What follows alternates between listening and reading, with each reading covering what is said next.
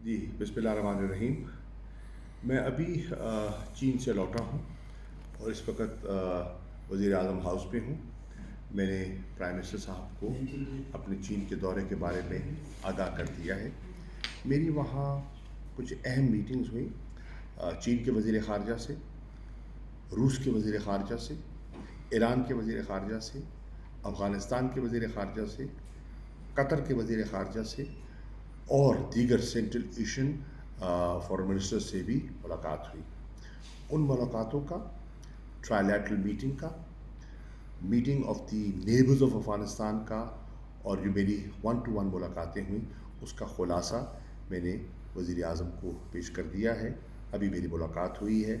इस वक्त वज़ीर आज़म अपनी जो कौम से उन्हें ख़िताब करना है उसको आखिरी टचेस दे रहे हैं और अनकरीब वो कौम से मुखातिब होने जा रहे हैं।